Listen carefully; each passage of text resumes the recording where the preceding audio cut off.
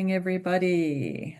All right, I think let's kick off. Today we are covering industrial marketing. We are very excited to welcome you here to another one of our webinars. We are Shift One, and we are hosting a webinar series called the B2B Leaders Webinar Series. So today we are talking about marketing industrial products, industrial marketing, the marketing of industrial products, marketing to industrial markets. But basically, it's complicated marketing to very complex audiences with complex buying cycles. So how do you market a complex product to highly skilled audiences? And that we're going to be diving into today. So thank you so much for joining us, and a very big welcome to everybody. So yes, we're going to be telling you a little bit about who we are and why we feel like we are an authority in this space and can host a webinar like this. We'll also just go through a little bit of a background on industrial marketing, and it'll cover our approach and everything that you need to do. And we've tried to make it extremely practical because we want you to walk away and have a plan. And then lastly, we'll finish it off with KPIs and measurement. How are you going to measure everything that you've done? And we'll give you an opportunity to then ask some questions. And we've also, as always, got a downloadable for you. So let's jump in very quickly. So my name is Dylan Kolstad. I'm the founder and CEO of Shift One Digital and B2B Marketing. We are a leading B2B agency. We've been going for 15 years now, 15, 16 years. I think this is our 16th year. And we specialize in B2B marketing in specifically manufacturing, industrial space, energy engineering, consulting, tech, and we have a few financial and services clients as well. So we are the #1 ranked agency in South Africa and Africa for SEO and AI optimization and AI recommendations. So if you ever do need SEO, we're the people to speak to.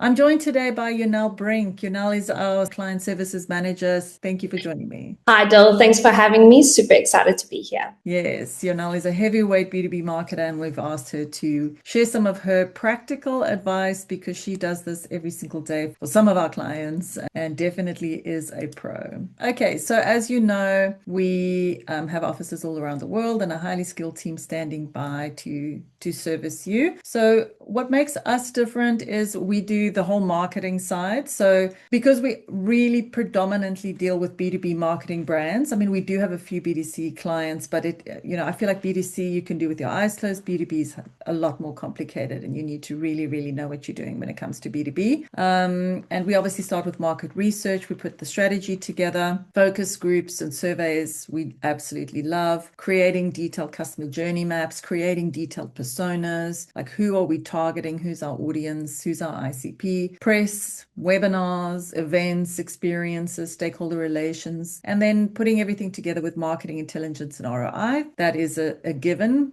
Marketers need to explain their results, and often at board level, and we need to empower our marketers so that they can stand at board level and explain. And then obviously the digital marketing side is our bread and butter. It's a large part of what we do. So creating beautiful social media content that really stands out and really supports the buyer journey, making sure that you rank in SEO. That's something that we know very well. Obviously your paid advertising, demand generation and AI, lead generation. How can you create a pipeline? So marketing as a key support of sales and getting the two teams to really work together. In the old days, there was this conflict, but not so much anymore. Now the two teams work very closely together because marketing absolutely is a supporter and enabler of sales. And fantastic website, B2B leading award-winning website design in the B2B space is what we do. Graphic design, stunning articles and copywriting, from heavyweight articles to slightly easier to consume articles, email marketing, thought leadership for our CEOs and executives, employee advocacy for the staff, and then obviously LinkedIn marketing. That's our bread and butter. So that's kind of what we do every single day on a daily basis. And all of our learnings we pull together and we share in this webinar series with you so that you can go away and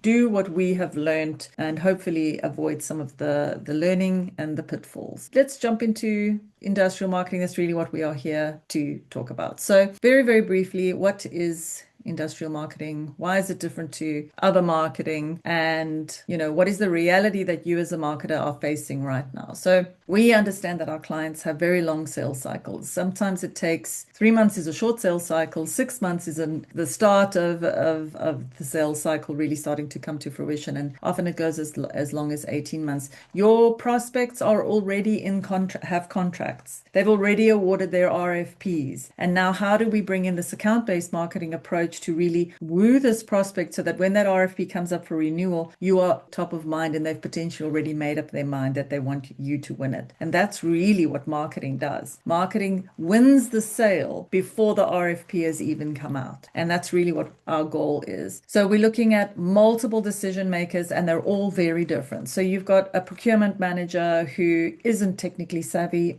You've got a technical manager, an engineer who's very technically savvy. Then you've got the finance person who really just cares about the ROI and the financial impact. Maybe the CEO who just cares about growth. And, you might be talking to the mining manager, the factory manager. Each person along the decision-making chain has completely different set of needs, and you need to understand those needs in a lot of detail. And sometimes we're looking at very high value, low volume deals. What does that mean? It means that our clients have very low margins sometimes to play with, and that they can't have those margins under pressure because of, going out there in a price war and just undercutting themselves by offering discounts. So it's our job as marketers to create this product value so that you're not out there competing on price. If you're competing on price, you've already lost the battle. And, marketing 101, a price war, everybody loses. Nobody wins in a price war. So it's our job as marketers, and it's your job as the marketer out there to make sure that your audiences and your customers and your decision makers, when they see your product, they see all the value that comes with it, and they're not just looking at price. Buyers are more digital than ever. Now, this is what we found interesting. A lot of our clients come to us and they come from a very non-digital background. Their thinking has always been marketing is an expense. Marketing is an expense. We don't need it. We are very well known in the industry. We don't need to change things. We don't need a website. We don't need all this digital stuff. But what they don't understand is that, and we've heard this actually from the mouths of our clients, is that the minute they engage with us, their sales go up by 40%. Well, not the minute, but over the period of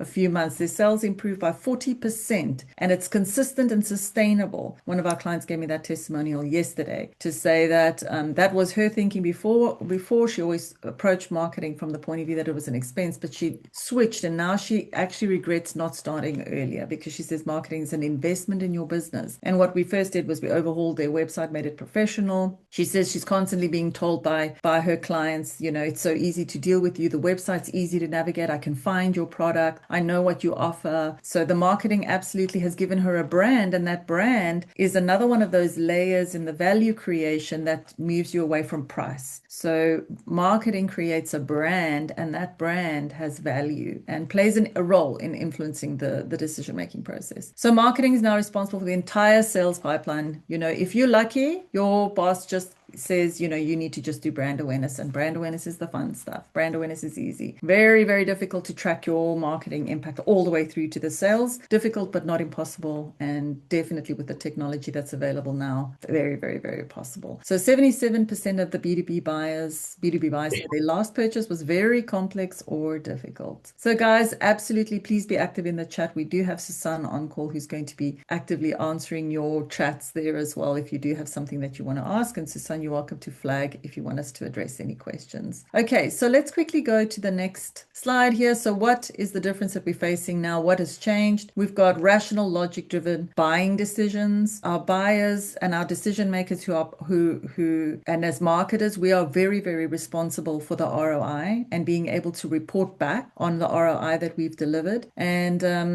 your clients need to show ROI as well. So how do you as a marketer show the ROI of your product to your audiences? Everybody is under pressure. Everybody's margins are under pressure. Everybody has to show results. So your audiences are highly complex, highly rational, logic driven. You're dealing often with engineers, and yet relationships matter. In B2B marketing, more than anything, relationships matter. And even if you are selling a mass product or a massive product and you have, millions of dollars in the pipeline, your relationships are absolutely key. key and often are the big decision maker when it comes to the buying cycle. And we've got smaller, highly targeted audience that we need to focus on. So the average B2B buying group involves 6 to 10 decision makers, and you need to have reached all of them. Let's quickly go through the ICPs. This is my favorite part, as you know, which is really understanding your modern buyer, your modern engineering buyer, your industrial buyer, your technical buyer. So I think the main point is that 70 to 80% of the journey happens before the sales contact. So where do they start? There's a problem identification. We need a new this. We need a new supplier for that. The old one is unreliable. Or the RFP comes up for renewal. Or they need a new machine, or they need something. Or they've got a new investment project and they need all of the solar to go in. So there's a problem and it's often internal. Where do they start? They start on digital. Often they start on AI, and they get AI recommendations these days.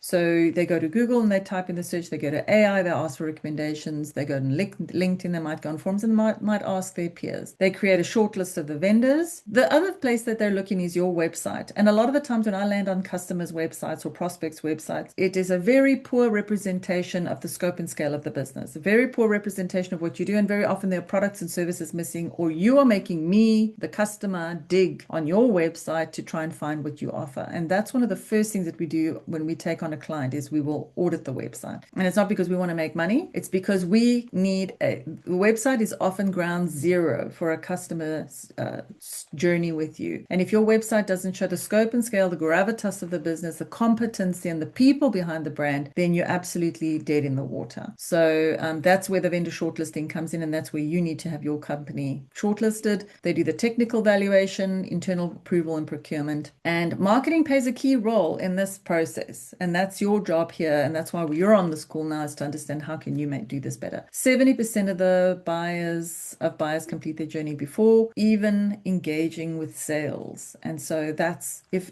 ever there was a justification for marketing, it's that statistic right there. So what are some of the key challenges that marketers are facing right now? You have got a complex product and you need to translate that into simple value. Not all of the people that you are dealing with are engineers. So a little tip for you is to start the article that you're writing with a simple explanation and then go into engineering speak. So almost a simple précis or a summary of the article at the top for non-engineers, and you can even label it for non-engineers summary, or for those who are time poor summary, and then you go into more technical speak. Even engineers and technical buyers often don't want to trawl through very highly technical things unless it is a very detailed engineering guide and they're looking for the answer or the solution. You need to be able to translate a complex product into the value that it offers and make sure that the value comes forward more than the specifications. Obviously, it's your challenge to make sure that you work very closely with marketing, with sales. So as the marketing team, how can you integrate? What systems can we use? We have tools like Scale One that we introduce to almost all of our clients, and this is a perfect sales and marketing integrative tool. It tracks your sales pipeline, it tracks the ABM, it tracks your opportunities, it also tracks all of the leads, it tracks the performance of marketing, and marketers can use it to post their social media in it. Marketers can use it for reporting, and the two systems talk together perfectly. So all your email marketing goes out from it, for all of your marketing activity happens, all your sales activity happens, and everything is trackable and integrated. So it is gone are the days of working in silos. So we need to generate qualified leads. So obviously there's a marketing qualified lead, then we hand it over to sales and sales qualifies it. And obviously there's always a little bit of a drop off. As the marketing agency, our job is to try and send leads to our clients that have been pre-qualified as closely as possible, so that when they are handed over, they are ready just to be closed. And then obviously proving ROI, return on marketing investment and return on investment. And then standing out. How do you stand out in a boring industry or in a highly competitive space where there are a lot of people, or you're up against a massive player with huge budgets? How do you stand out? 61% of B2B marketers say generating high quality leads is their biggest challenge. And that is something that we offer our clients. The lead generation, I think, is integral to playing in this space. So as a marketer, we need to shift from product to customer centric. So it's really important that we stop selling features. It's not we're selling the motors, it's we're reducing downtime by 27%. It's very much focusing on what are the cost savings of your product, what are the efficiency gains, what is the risk mitigation, the revenue impact, and the ESG impact. Because, in the industrial space, ESG is absolutely critical to to your clients. Your clients value ESG. How do we know? We've surveyed them, and they value companies that respect the planet, respect communities, and are tracking it and monitoring it and giving back and managing that. So 80% of B2B buyers expect a buying experience similar to the B2C experience. So let's quickly dive into your strategy 101, just as a quick highlight. Strategy drives everything. If you start with the right strategy, you will end well. If you don't have a strategy, you're really just sawing wood and making piles of sawdust. And really what we want to be doing is building a track, building a railway, and knowing where we're trying to go instead of just being extremely busy doing marketing things. So obviously you need to understand the trends. You need to look at what your competitors are doing. You need to look at what your clients are doing. You need to look at the entire ecosystem that you're dealing in. You need to benchmark yourself, and you need to obviously look at the data. What data do you have?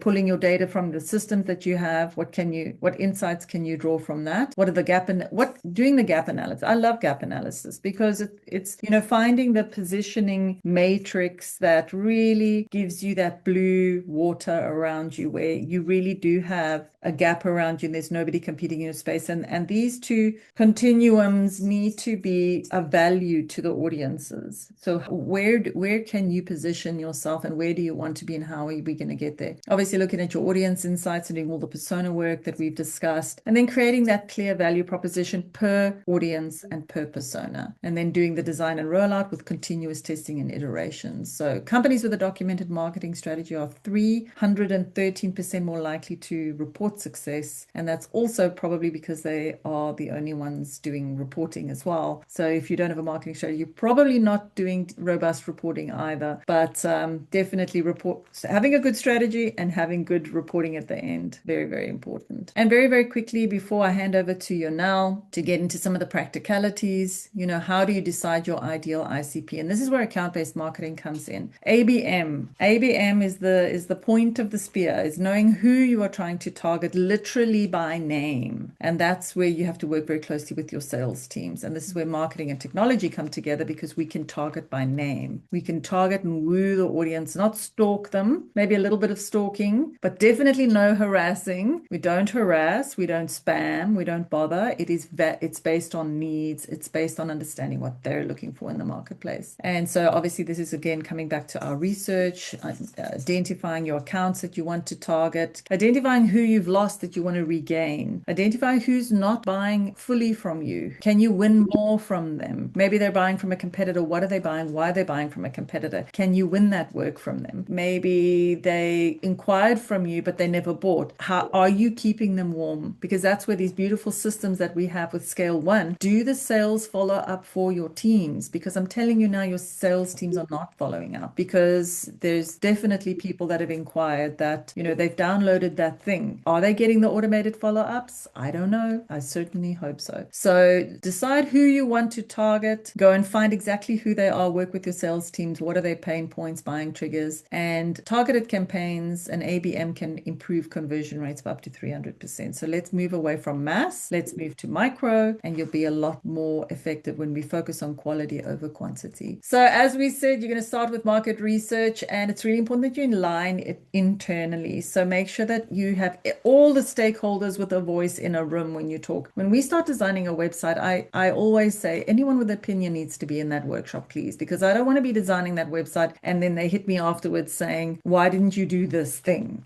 So anybody with an opinion and a loud mouth and who gets heard, who gets themselves heard, needs to be in that workshop. And anybody who we need to be speaking to and needs to be in that workshop, so that everybody can just speak their words out and feel heard. And so that we as marketers know exactly what are the needs, what are the goals, what are we trying to achieve? Because often when I put all the key stakeholders and decision makers in a room, there's conflict. One person thinks that we need to push this product. Another person feels we need to go in that market. One person feels we need to do this. And I actually kind of just let them, it's kind of like marriage counseling, battle it out a bit. And as the marketer, I'm just taking notes and working it out and facilitating a little bit, because that's really what you need to do. Is you need to come out of that session and know which segments are we targeting, which industries are we targeting, which product are we pushing, what are focus areas, what is the percentage of focus, and where is it going where, what are our goals, and what's the measurement of success that we need to look at. And then you're going to identify your audiences, do the data, do the surveys, and really unpack who they start of the market research then. And obviously my target market table that I absolutely love, because an Excel spreadsheet solves all problems. And this you're going to do by job title. You're not going to cluster everyone together by industry. You can start high level by industry, but then you're going to create me an industry table. So you can start this by saying, okay, which industries are we and who and why and what are their problems? And you're going to unpack it here. But then I want you to duplicate this and I want you to unpack. That's my favorite word. And I learned that word from Totsi Mamela, the CEO of Land Bank, and she used to use the word unpack. You open the suitcase, you look inside. So now you're going to do this target market table by one industry at a time. And that is where you're going to go by job title. So let's say your industry is you are looking at large solar farms. Who are the decision makers? You know, you've got the guy in planning, you've got the investor, the person who's giving up the money, you've got the guy in person in procurement, you've got the engineers. So who are your decision makers when it comes to that specific industry? And then you're going to create yourself a lovely little persona sheet and you're going to layer that on your wall and you're going to have it by industry. So let's say you've got your green section for that industry and you've got your orange and you've got 4 or 5 personas unpacked per industry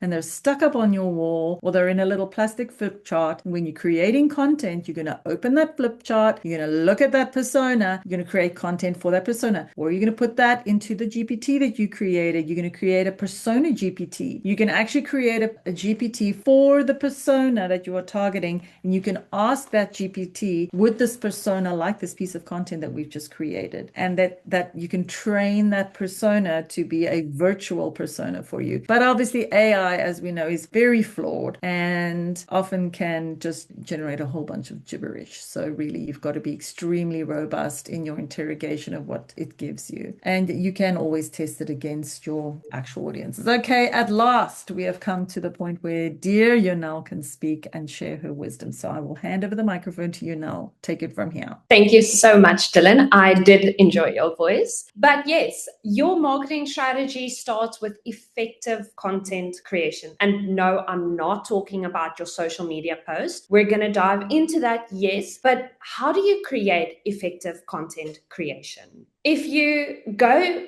into effective content creation, you need to start with your customer journey mapping. When you look at a customer journey mapping, especially in the industrial marketing industry, one of the most important things to remember is content is your 24/7 sales engineer. It's always on, it's always available, and always working. So even when your sales team is asleep or even in a meeting, this is where your customer is going to go. So at every stage of that customer journey, buyers are looking for answers. In awareness, they're trying to understand the problem. In consideration, they're comparing the different options available and different suppliers. In acquisition, they're going to need that confidence to meet and move forward. And in service and loyalty, they want that support, reassurance, and reason to say, and not just feel left in the dust. So when you create content, this is what you're thinking about, and this is why your content is mattering so much. The right content helps answer questions, reduce uncertainty, builds trust,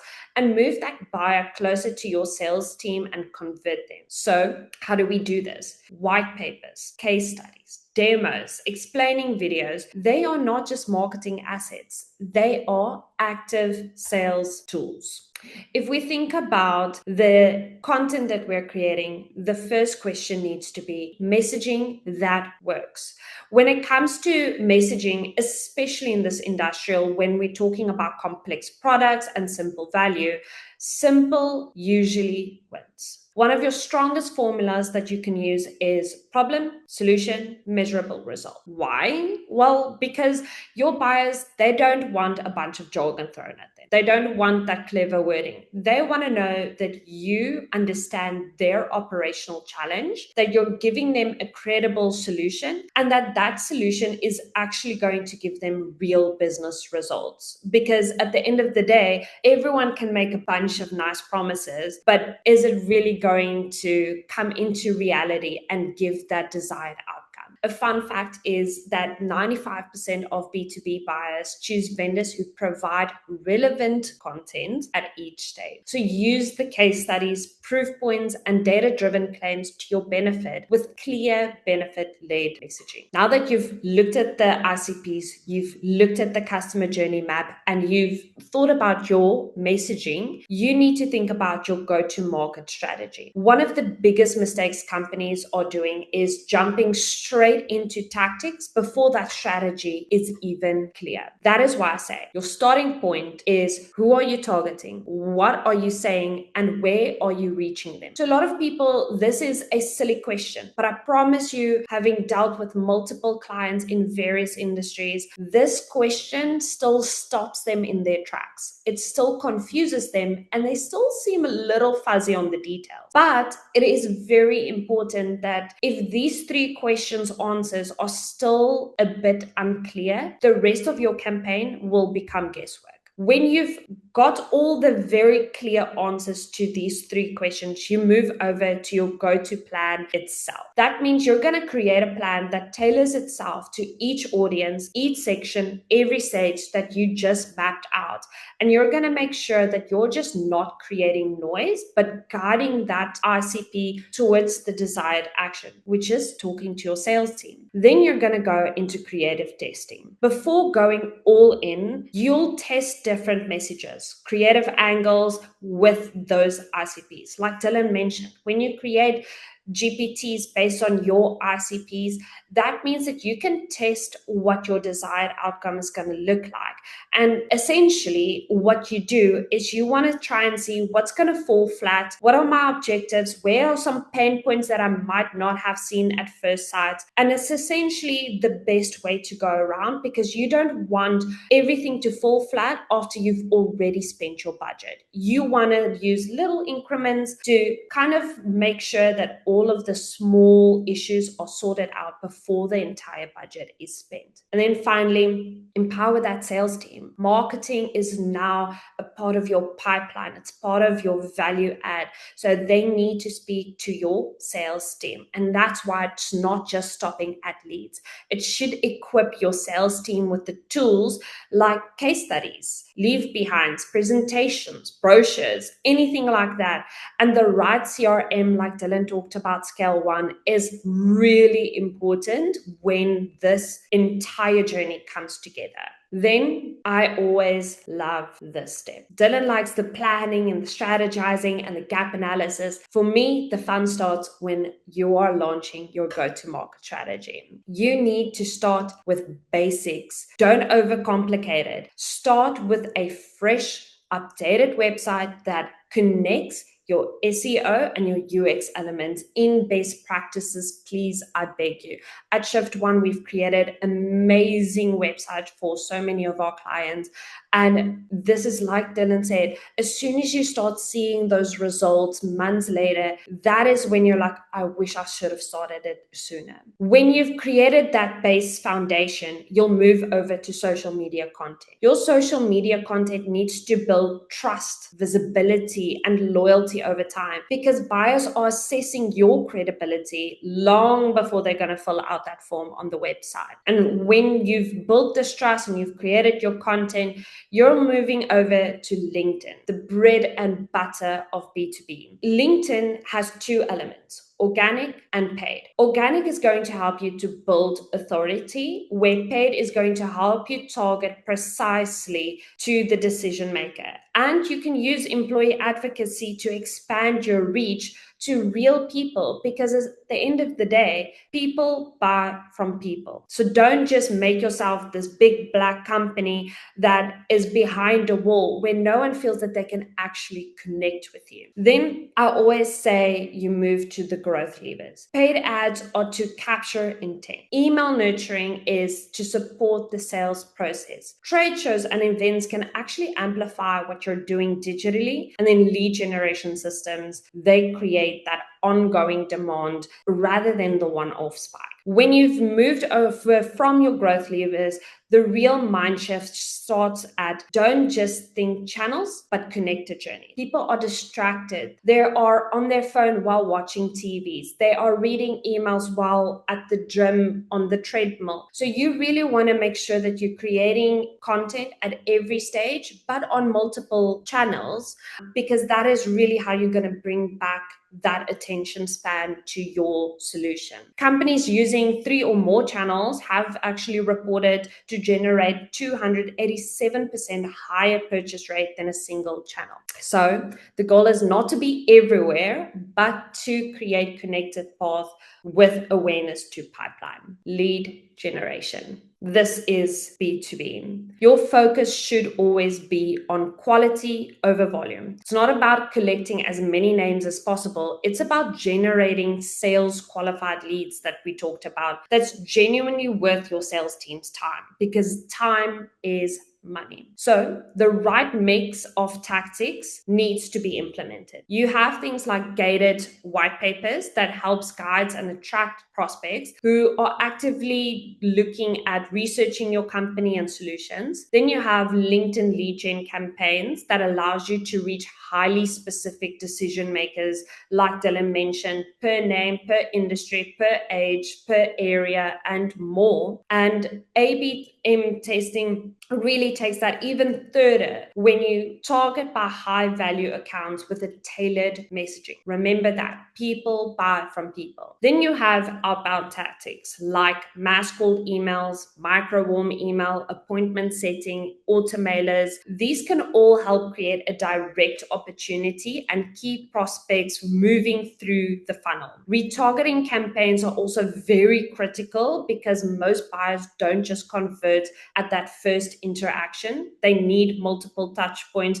before they're ready to interact. Think about that sales guy who just keeps phoning you, and eventually like, okay, what do you have to say? And then you spend that time of day and you're like, this is a valuable solution to my problem. Then we have another important point, which is that each of these tactics should really work together. One prospect might download a guide, see a retargeting ad, receive a follow-up mail, and then only book a meeting through appointment setting. That's really how industrial lead generation works best. It's not an isolated action, it is a connected system. So the real success metric is not just impressions or clicks or form fills, it's whether these activities have worked in synchronicity and have they produced qualified conversions, stronger opportunities, and kept that pipeline full with high value prospects. Now that I've talked my side, I'm going to hand over to Dylan to take us through the KPIs and measuring success. Thank you so much, Yanal. So this is where, as we say in South Africa, the tucky hits the tar, the training shoe hits the asphalt. So how do we measure the success? So if it doesn't tie back to revenue, it's just noise. And what's really important is to understand how everything that you're doing in each marketing intervention supports each phase of the buyer journey. So as you move through the funnel, so if you're going through the buyer journey this way or the funnel, however visually you like to think about it, there's different tactics that you're doing at each step of the journey. So as Yonal took you through that example of a buyer journey and the different pieces of content that you're creating, your KPIs change as you go through the funnel. And you have to measure each phase by what was our KPI in this phase. So I often have people say to me, but did the social media post make a sale? And it's important to understand this social media post, the goal of the post was awareness, and it was loyalty, or it was informative for people at the top of the funnel. So people who are starting the investigative journey, you can't beat this poor social media post with the sales stick because that wasn't its job. It was doing its job, and its job wasn't to be closing the sale. Potentially that's remarketing's job, or that's that conversion mailer's job. So each tool that you have, or every weapon that you have as a marketer, has a very specific role to play. And you as a marketer need to be able to defend your children And you need to understand, well, this weapon or this tool, we're creating a building here, but this small shovel isn't the big digger that's coming in to excavate the massive hole that's going to pour the concrete that's going to make the foundation. That's that big piece of equipment's job. So don't beat each phase with the wrong stick. And all together, cumulatively, it all drips out the bottom. So there's juice and it gets squeezed and a little bit of a drip comes out the bottom. That's the sales that you're converting, but they're high value sales. We're talking hundreds of millions of rands or dollars in value that comes dripping out. And so what it's about making sure you have a very wide funnel, that you're opening your funnel up as much, because the more you open your funnel up, the more comes out at the bottom. And then it's about optimizing the funnel. So it might be quite steep when you start, but through all of your interventions, it starts becoming more of a pipeline. And that's really what you want, is that from awareness, you have as little drop off as you can. And it's about taking that bucket and making sure that there's as few holes in the bucket as possible as you go down, if you excuse all my many metaphors. So what are your important numbers to track? By channel, every channel has a different metric, and every channel does different things and supports in different ways. Every activity has different KPIs, but overarchingly, you're going to look at your cost per lead. So how much is it costing me per lead that's coming through? And this is where you work with sales, because sales, I'm sending you, 35 leads, marketing qualified leads a month. And if I look on my sales tool, I don't see you guys taking these leads forward.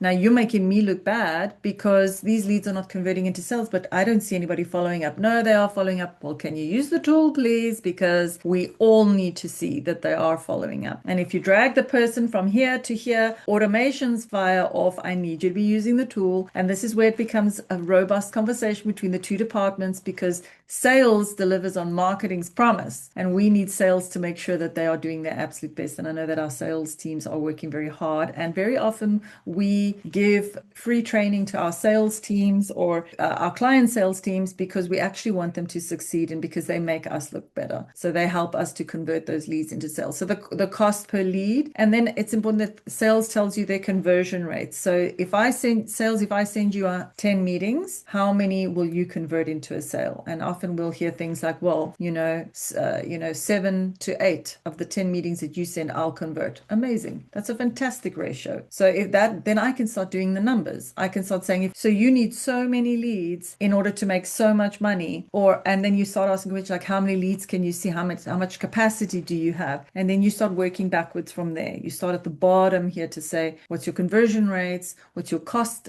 What's your average cost value per sale? Do the numbers, create the Excel sheets, and start working it backwards to say, how do I stack that sales pipeline for my sales team? And how do I create those automations to make sure that anybody who engages with us gets followed up automatically? I don't want to rely on humans. Someone goes on leave, someone doesn't respond to that high value inquiry immediately. I know at least my automations fire off and I get those leads immediately. So definitely go on our website, fill out a form and just call it test, and you'll see some of our automations firing off that we've built for ourselves using Scale 1. You need to know what the value of your sales pipeline is, where each inquiry is sitting at each phase of the pipeline. You need to know what your conversion rates are by product, by industry. And then you need to know your customer acquisition cost. And you can then look at marketing attributed revenue. And you can start giving numbers up at board level that starts to justify why marketing needs the budget that it needs. 68% of companies struggle to measure marketing ROI effectively. And this is because we need tools and systems that tie from marketing all the way through to sales. And it can be a bit of a challenge for us as a business.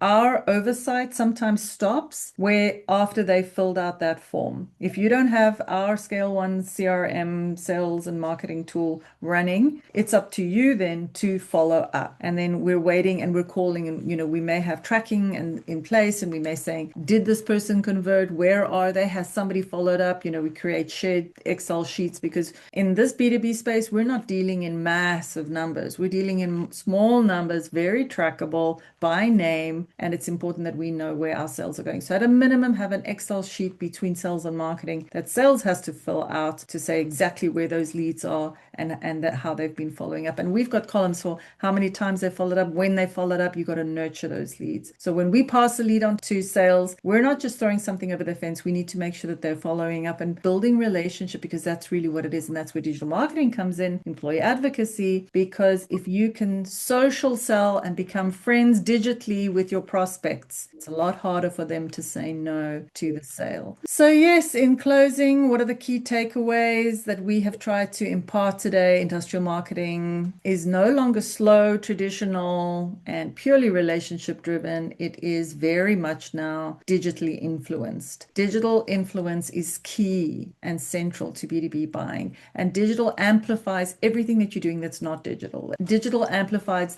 those face-to-face visits that your sales reps are doing, supported by digital. Your events, your activations, your experiences, supported by digital. If you're still doing print magazines, supported by digital, QR codes, tracking, everything. Digital underpins everything. And we're seeing more and more budgets being moved to digital marketing away from traditional. And then obviously you need to know what your strategy is. And if you have good storytelling, you can differentiate yourself. And it's all about standing out in a crowded marketplace. Focus on lead quality, not lead quantity. So if you have that account-based marketing approach and you're focusing on the quality of the leads that are coming through, and you're focusing on nurturing them and really understanding them and actually becoming friends with them, that's where you start to see the results coming through from a sales point of view. And then alignment with sales is a non-negotiable. You've got to be best friends with sales. Marketers have to know what sales needs and have to actively be involved with supporting sales at the end of the day.